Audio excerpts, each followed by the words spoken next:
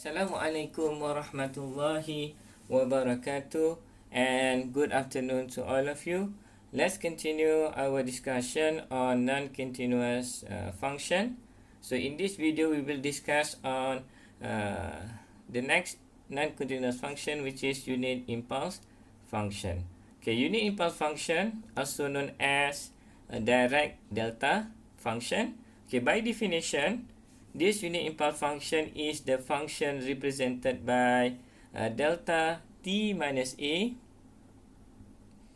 equal to limit epsilon goes to infinity. So any function with epsilon which is t minus a, which is I will explain this later.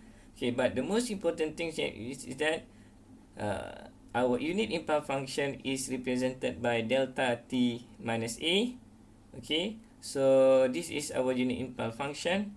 Okay, the value for our delta t minus a is equal to infinity when t is equal to a, and then 0 when t is not equal to a. Okay, this is one of the characteristic of delta t, or unit impulse function. Okay, and then the next characteristic, okay, that define our unit impulse function, which is the integration of our delta t minus a over dt. This must be equal to 1. Okay, which means that, so when we integrate our unit impulse function, okay, the area under the graph, which means this is area under the graph, will be equal to 1. Okay, so unit impulse function, you need to remember that it must be defined by these two characteristics. Okay, first, this one, okay, where you have delta t minus a is infinity when t is equal to a, and then 0 when t equal to not equal to a. And then the next one is that the area under the graph must be equal to 1. Alright, so unit impulse function must satisfy these two characteristics. Okay, so when we draw a graph of our delta function, okay, will be like this. Okay, so we have delta t minus a, okay, will be equal to 0 when t is not equal to a, and then will be infinity when t is equal to a. Right? So the next one is that, okay, when a equal to 0, so delta t is equal to 0 when t is not equal to 0. Okay, meaning that this one, okay, and then t will be equal to infinity when t is equal to 0. Right? So now if you have a is equal to 1, okay, meaning that from here you have a equal to 0, now we have a equal to 1. So you can see that this graph is shifted 1 unit. Now we have at t equal to 1, we have graph over here which is equal to infinity. So you have delta t minus 1 equal to infinity when t is equal to 1, and then delta t minus 1 will be equal to 0 when t is not equal to 1. Okay, if you have a equal to 3, when you have a equal to 3, so we have over here delta t minus 3. So we replace a with 3, and then now we have at t equal to 3, so we have delta t minus 3 is equal to infinity, and then for t is not equal to 3, okay, delta t minus 3 will be equal to 0. Right? Okay, so what it means is that, okay, so for this one, okay, so what it means is that, so if you refer to this one, okay, so if you have any function, okay, that has area of 0, that has area is equal to 1, okay, and then if, okay, the limit of your function is goes to 0, okay, so you must specify with this unit impulse function. Okay, what it means is that if you have a function which has area under the graph equal to 1, so meaning that, so you have f epsilon, and then t equal to a, and then this area of under the this function, okay, the area under the graph is equal to 1. So meaning this one area under the graph, okay, for our function f e epsilon t minus a, this will be equal to 1. Okay, so when we have epsilon, okay, the limit goes to zeros, so we will have this will be equal to, when you have limit epsilon goes to 0, okay, for our function, okay, t minus a, this will be equal to, okay, infinity when t equal to a, okay, and then 0 when t is not equal to a. So what it means that this is a function that has area under the graph is equal to 1. So we can draw, for example, we can take a rectangular signal, okay, like this. Okay, so for example, you have epsilon divided by 2, and then epsilon negative epsilon divided by 2, so you have 0 over here. Okay, so this is function f e t, okay, where your a is equal to 0. Okay, so you have f e t. Okay, for this case a equal to 0. Okay, so to make it the area under the graph is equal to 1, so what we need to do is that, so we have over here this distance will be equal to epsilon. To make it the area under the graph is equal to 1, so what we need to do is that the amplitude must be equal to 1 over epsilon. Okay, so you have over here the area will be equal to 1 over epsilon, okay, which is the amplitude, and then the width you multiply with epsilon, this will be equal to 1, okay, which is the second characteristic of our unit impulse function. Okay, so this is the area under the graph for our function. Now, okay, the epsilon value is goes to zeros. Okay, so what it means is that if you have epsilon value goes to zeros, meaning that our width is shrinking until it goes to zeros, right? So for example, we take half of it. So when we have half of it, so for example, you have half of it, which is epsilon equal to 4. Okay, so we have epsilon over 4. So now we have over here epsilon over 4. This one is minus epsilon over 4. This will be minus epsilon, and this one be epsilon number 4. So the distance for this one will be equal to you have epsilon over half. So the amplitude right now is increased. Now to make it 1, the area of under the graph is equal to 1. So this must be, okay, the area must be equal to 2 epsilon minus multiply with epsilon over 2. Okay, if you look over here, the amplitude now is increased by double. Okay, so you have this one 1 over epsilon. Now for this one you multiply with 2, so that we can have the area under the graph will be equal to 1. You can imagine when epsilon value goes to 0. So when your epsilon value goes to zeros, okay, you can expect is that the amplitude, okay, or the value of limit epsilon goes to infinity to zeros, this will be, it goes to infinities. Okay, so meaning that if you can imagine, it's very thin. Okay, so it goes to 0 like it's nothing over here. Okay, but it goes to infinity. Okay, the amplitude. Okay, to be simplified, okay, to make it simplification of this graph, so to draw it, okay, we use distribution function where now we draw it like this. This one is equal to 1, and then this one is equal to 0, and then the amplitude is equal to 1, referring to the area under the graph, which is the second characteristic of our function. Because it's impossible for us to draw graph with has infinity, right? And also the width, which is this one, is not aligned because the width is equal to 0 actually when we have epsilon value goes to zeros. Okay, but how we can have area under the graph is equal to 1?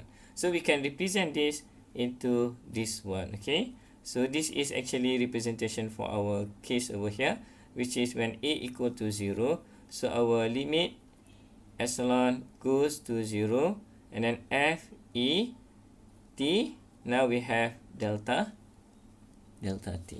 Okay, which is this is our delta t function with amplitude equal to 1. Okay, so that we can draw the graph, right?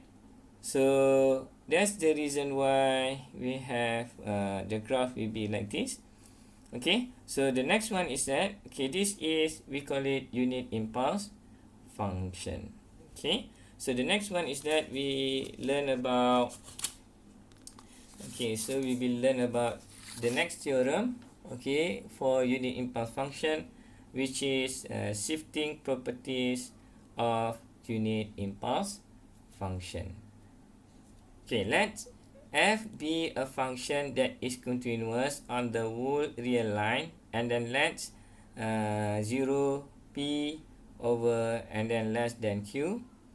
And then if you have integration of p and q, ft delta t minus a dt, this will be equal to fe. Okay, so this is the shifting properties of impulse function, where if you look over here, integration of our delta t minus a, the second characteristic will be equal to 1. Okay, if you look over here, so what it means is that if you have any function, okay, so I draw it in the form of graph so that you can see clearly what will happen over here. So if you have any graph, okay, any graph of ft, for example, we take over here, okay, so if we take over here, okay, we have ft, okay, which is equal to t, so meaning that we have this one, okay, this one t, and then our impulse function delta t minus a, okay, which is this will be equal to delta t minus 3. For example, we take a equal to 3. For this one is a equal to 3. So what we can draw is, so we have over here with amplitude is 1. Okay, so this will be equal to 3 because t equal to 3. So when we have ft, okay, when we have ft and then multiply with delta t minus a, which is a equal to 3. Okay, so meaning that we multiply the ft with delta t minus 3. So what will happen is that, so if you look over here, so anything that multiply with 0 will be equal to 0, and then anything multiply with this one, 0 will be equal to 0. So we only has a value of 3 over here at t equal to 3. So when we multiply this, so we will have over here, actually this is our f3 value. Okay, so if this one, if we draw this one at 3, so we can draw this. Okay, so what is the value for this one? Because anything that multiply with 1 will be this one. So this will be f3 actually. Okay, so when you have f3 multiply by 1, and then you will have f3. This is graph for f3 multiply with delta t minus 3, which is multiplication of this actually f3 dot delta t minus 3, right? So for that reason, okay, so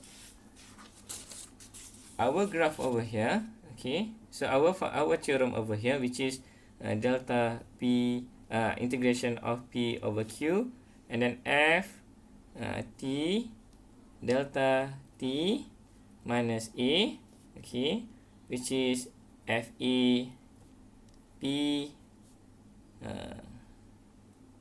a must be a must be less than p, a must be more than p and less than q. So for this case, so since we multiply this, which is equal to this one, so for our case, so p q f3 ft multiply with delta t minus 3. Actually, this one is delta t, sorry. So we have delta t. This will be equal to f3, okay, because of you have over here over p q, and then this is actually f3, okay, delta t minus 3, and then dt, this will be equal to f3 is a constant value, so you have f3, you can bring it outside of the integration, so you have p q multiply with delta t, you have integration p over q for delta t minus 3 over dt. So if you look over here, we know already based on the characteristic of unit impulse function, this will be equal to 1, right? So 1 multiplied with f3 will be equal to 1. Okay, so f3 multiplied with 1, this will be equal to f3. So we have ft equal to 3. So ft equal to t. So when f3 t equal to 3, so this will be equal to 3. Okay, so integration of ft delta t minus 3 dt, this equal to f3, this will be equal to 3. Right? So let's do some examples so that you can understand these properties or this theorem. Okay, we will do the first the first question.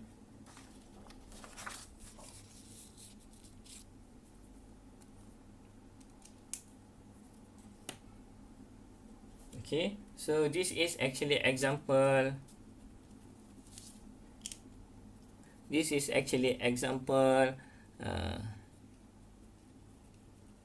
4.24 in your book, which is page number 131. Okay, so we have page number 1331. So you need to evaluate. Okay, so for question A, which is integration from 2 to 5, and then t3 plus 3, and then this will be multiplied with delta t minus 4, right? And then you need to integrate over dt. Okay, so we will use this theorem, okay, which is p over q ft delta t minus a over dt. This will be equal to fa with a condition of a value, which is this one, must be between p and q. So if you look over here, so you must check whether this will be specified or not for this case. So we have a equal to 4 for this one, a equal to 4. So our p value is equal to 2, and then our q value equal to 5. So that means, okay, our a value is actually within the range of p and q. Okay, which is this is equal to p equal to 2, and then a equal to 4, q equal to 5. Okay, so that means it's valid. So we can use this shifting properties of unit impulse function. So as given in these properties, so we have over here integration of 2 over 5, okay, t3 plus 3, okay, and then delta t minus 4, and then dt, Okay, this will be, okay, so we assume this will be our ft. Okay, okay, and then this is our impulse function. So we know already our ft is equal to t power of 3 and then plus 3. Okay, so based on this theorem, so this integration of this integration will be equal to, okay, f multiply f a. Now our a value is equal to 4 based on this one. So our value is equal to, so we have f4. So our ft function is this one. So if you want to calculate what is f4, just replace t equal to 4. So you have 4 power of 3 plus 3. Okay, this will be equal to 4 power of 3 will be equal to 64. Okay, so we have 64, okay, plus 3. This will be equal to 67. Right? So this integration will be f equal to f4, which is equal to 67. Right? Okay, so let's do the next question. Okay, so which is question B.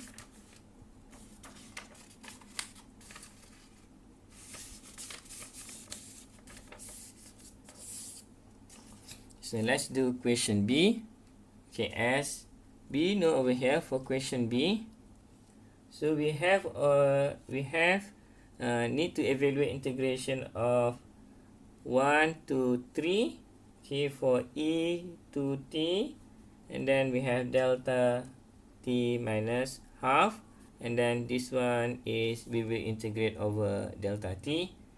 Okay, so this will be if you want to use this theorem, first we need to check whether is it valid or not, okay, or the value of a reside between p and q. If you look over here, our a value is equal to half, and then our p will be equal to 1, and then q equal to 3. If you look over here, so our p equal to 1 and q equal to 3, so meaning that, okay, our a value, okay, is not reside between this p and q. So our a value, okay, is not reside between p between p and q, which is this one is not reside this one. Okay, so it's not reside under this one. So because of that, so we cannot use this theorem. So meaning that the value of our integration will be equal to 0. So we have integration of 3 e to t delta t minus half, okay, delta t, this will be equal to 0. Okay, so what it means is that in terms of graph, so we have over here, okay, so we have, for example, okay, so because we integrate 1 over 3, so for example we have exponential 2t, okay, which is the graph will be like this, okay, which is from 1 to 3. Okay, so this is our ft, but now we will multiply this is e to t for t from t 1 to t equal to 3, and then now we have the value of our delta graph for our delta t half. This will be over here, so this will be 1. So when you multiply these two graph, so you will have this will be equal to 0. So this multiply with 0 will be equal to 0, and then this multiply with 0, or 0 multiply with our delta function, also equal to 0. So that's the reason why when you multiply e to t over delta t minus half, of course you integrate this later from 1 to 3, this will be equal to 0. So for that reason, okay, this the value for integration from 1 to 3 will be equal to 0. Okay. Alright. So let's do the next question. Okay. Which is question C.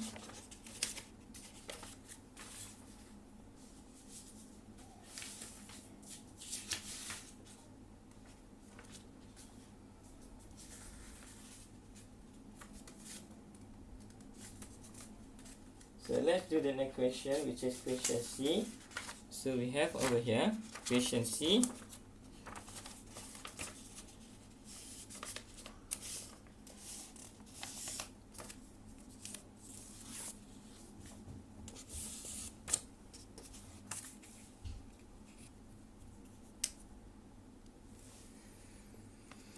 So you need to evaluate the integration from 0 to infinity. Okay, from 0 to infinity.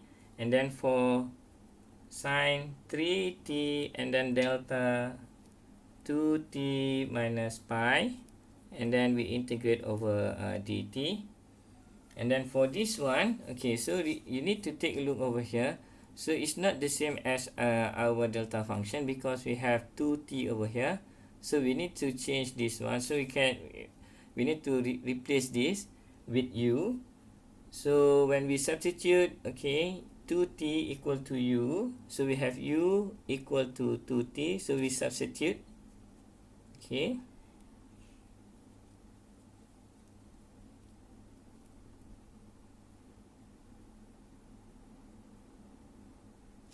When we substitute, okay, u equal to 2t. Okay, so this will be equal t will be equal to half u.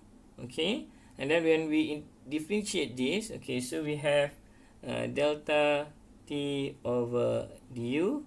Okay, this will be equal to half. So we know that already our delta t is equal to half du. Now we can change our integration over here. Okay, with u. So we have 0 to infinity. So we have sine, okay, 3.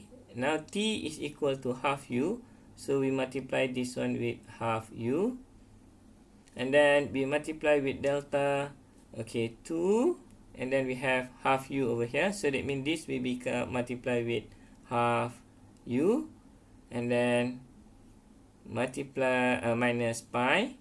And then for delta t, we replace with this one. So you have half du. Okay, so we can move half du to the front. So now we have over here half. Okay, and then integration of 0 to infinity. We have over here sine 3 over 2u. And then multiply with delta. This one can cancel out. So we have delta u minus pi. And then over du. Okay, so we can use this shifting properties to solve this problem.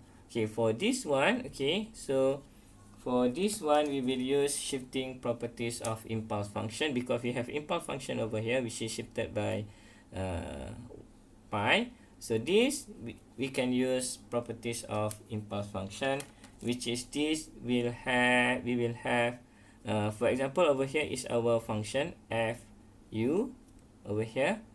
And then since our u minus pi, which is a, for this function a equal to pi. Okay, so we need to check whether our a value equal to pi is within the range of p and q. So since a equal to pi and then p equal to 0 and then q equal to infinity, meaning that, okay, this satisfy the condition to use our shifting properties of impulse function. So we can use this function to solve this integration. This will be equal to f, okay, which is pi. Since our fu is equal to sin 3 over 2 multiplied with u, so we can change u with pi. So for this one, this will be equal to half and then sine 3/2 multiply with pi. Right? This one. Okay, so this will be equal to, since 3/u will be equal, this will be equal to -1 actually. So this will be equal to -1. So we have over here half multiply with -1. So the answer for this integration will be equal to -half. Okay, so this is actually integration of 0 over infinity sine 3t delta 2t minus pi dt, which is this will be equal to -half. Right? Okay, hopefully you understand about unit impulse function. Okay, what is unit impulse function? Okay, which is given by this two characteristic, which is delta t minus a infinity to 0 t minus a, t equal to a for infinity, and then 0 for t is not equal to a. And then the second characteristic is that area under the graph for our delta t minus a must be equal to 1. Right? So when a value is increased, so we can see that our impulse function is shifted to the right. And then we have another we have a properties of impulse function, okay, which is shifting properties.